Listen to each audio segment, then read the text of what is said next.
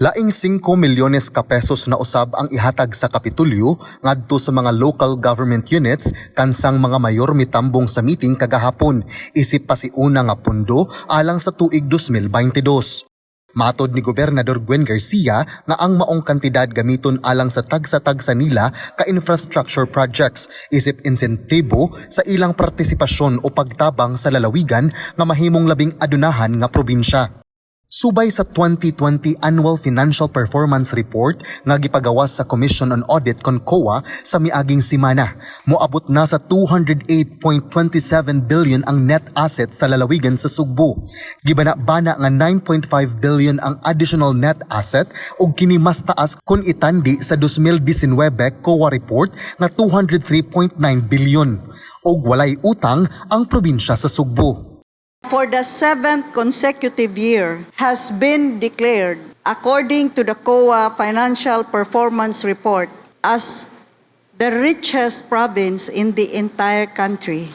Mauna, to help our LGUs, nahibaw ko, ako lang sa ni parihason tanan, kay nahibaw sad ko katong mga wa na nga igo ni tabang baya mo sa atong mga mayor pod diri sa South. Salamat kaayo.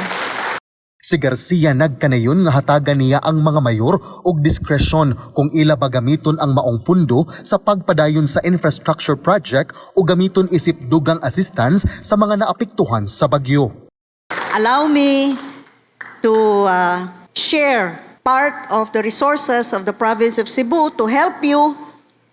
This time, I give you the choice. Kay depende man, lain-lain mong needs.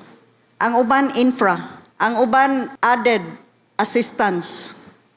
So sa tanan nga niya karon, mo download ang province sa inyong tagsa-tagsa ka accounts sa LGU og 5 million pesos. Ato na lang ni sugdan ang bagong tuig. Initially with 5 million pesos added to your funds. So daghan kaayong salamat.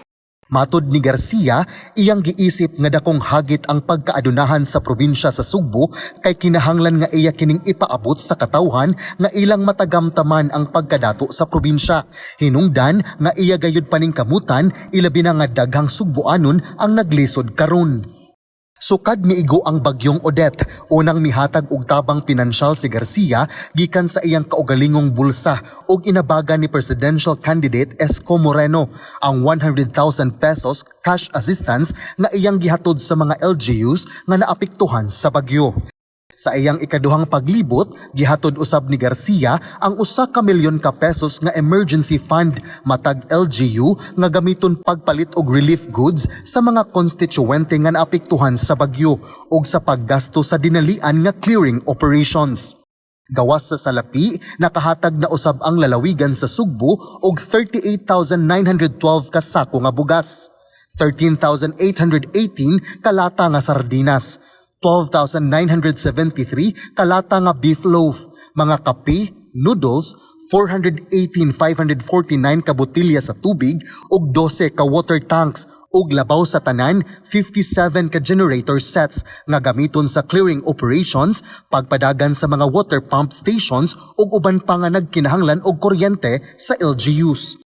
Laing 5 milyones matag LGU usab ang gastuhon sa probinsya sa pagpalit og construction materials nga iapod-apod sa katawhan alang sa pagpaayo sa ilang mga nangaguba nga kabalayan.